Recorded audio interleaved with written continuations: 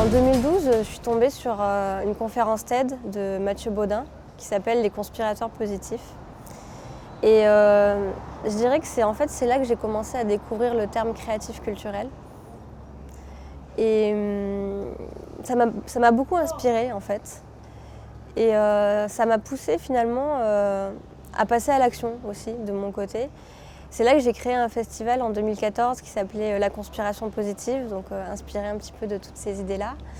Et après, en fait, une fois que je suis vraiment passée à l'action, à mettre en place des événements culturels, à rencontrer des gens qui étaient dans une pensée, je dirais, d'ouverture et d'empathie, avec une conscience aussi de la finitude des ressources naturelles aussi, donc par rapport à l'écologie, le climat, etc.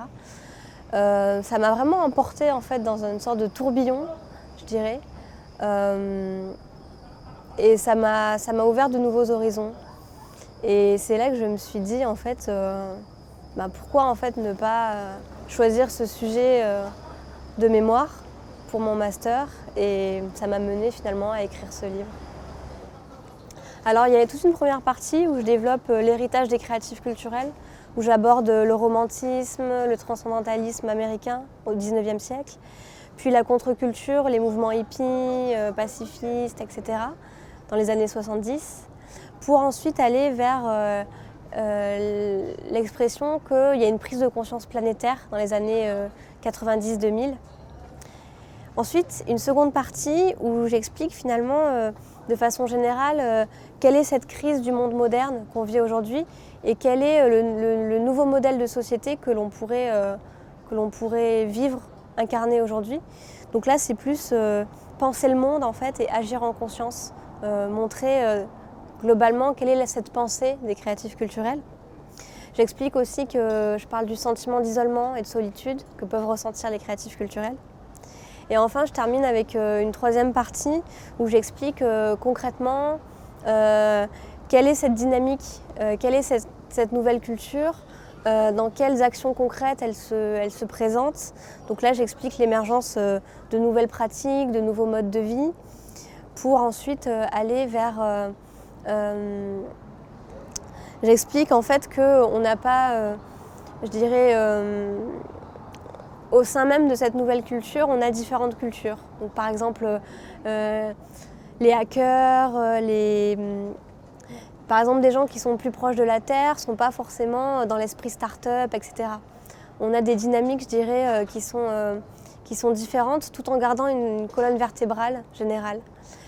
Et ensuite, je termine en clôturant sur l'idée de se changer pour changer le monde, avec à la fois le lien qu'il peut y avoir entre le militantisme et l'introspection. Voilà. J'explique qu'on a de nouvelles formes de militantisme qui émergent, qui sont plus pacifiques, plus créatives, avec vraiment toute cette pensée autour de la non-violence, de la spiritualité, de quelque chose de plus pacifié.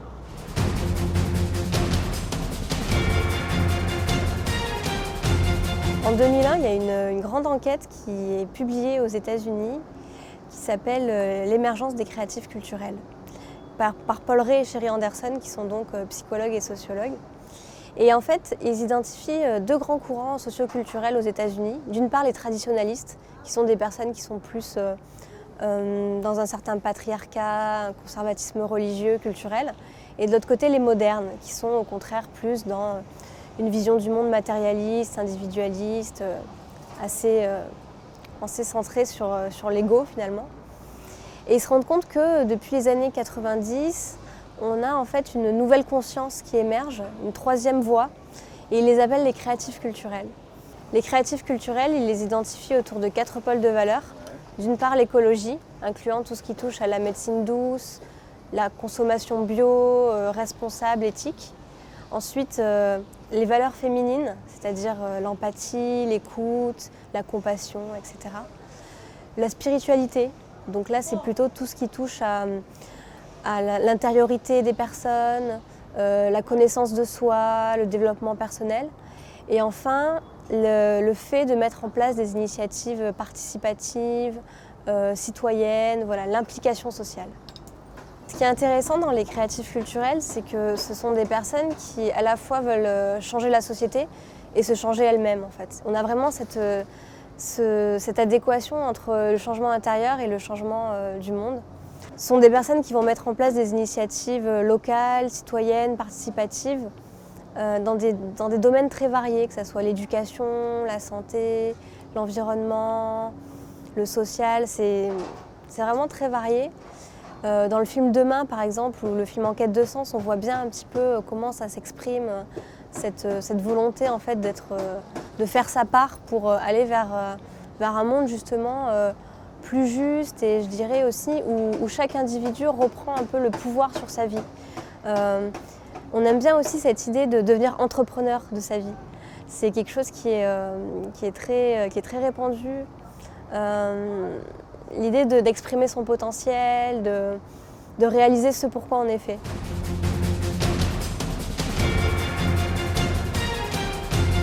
Ce qui est beau, c'est que toute cette histoire de créatif culturel, ça se voit partout en fait.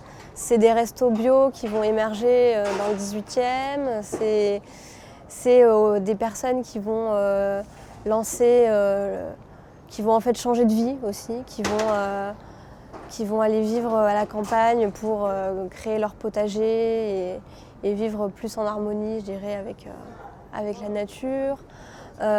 C'est des personnes qui vont en fait réinventer leur travail, leur métier, pour justement se libérer du temps, laisser plus de temps à pour vivre en fait aussi. On est vraiment dans cette idée d'épanouissement, de mieux vivre.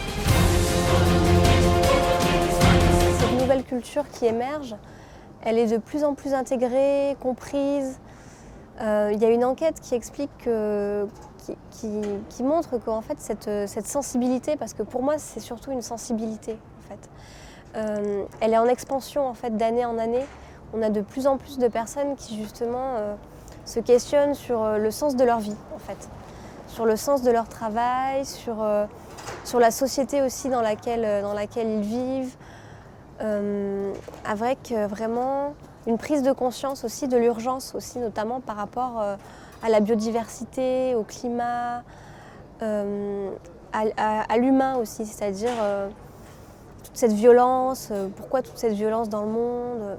Il y a une volonté je dirais, de pacifier, d'harmoniser un petit peu à la fois le monde extérieur, c'est-à-dire ce qu'on voit au niveau local aussi, c'est-à-dire qu'est-ce que moi je peux faire concrètement aujourd'hui dans mon quartier pour embellir, apporter de la beauté, apporter je dirais de la beauté en fait. C'est vraiment ça.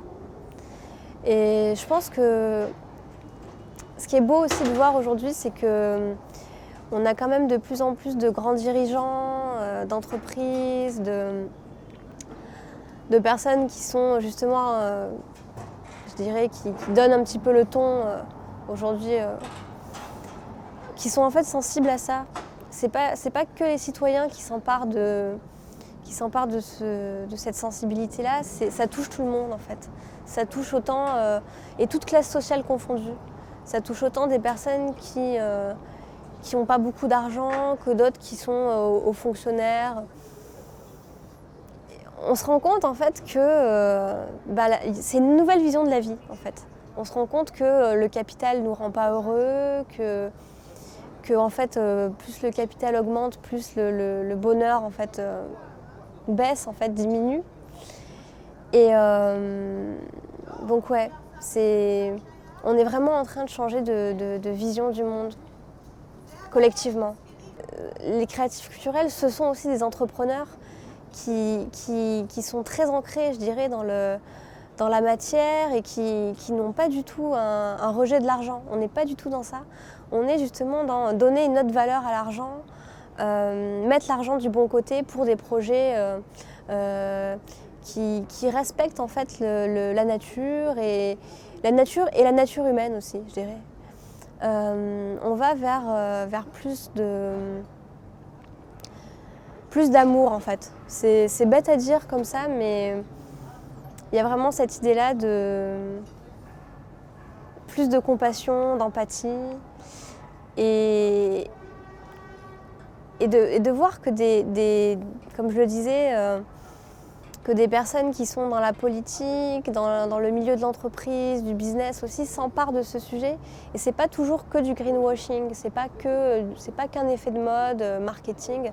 Non, il y a une vraie conscience aussi de la part des personnes qui sont dans ces milieux-là aussi, d'aller vers un monde qui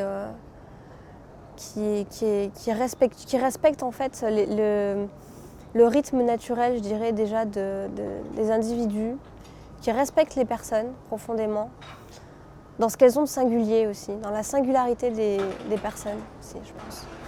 Il y a beaucoup de personnes qui ont lu le livre et qui me disent « Ah bah oui, c'est ça en fait, c'est ce que je vis ».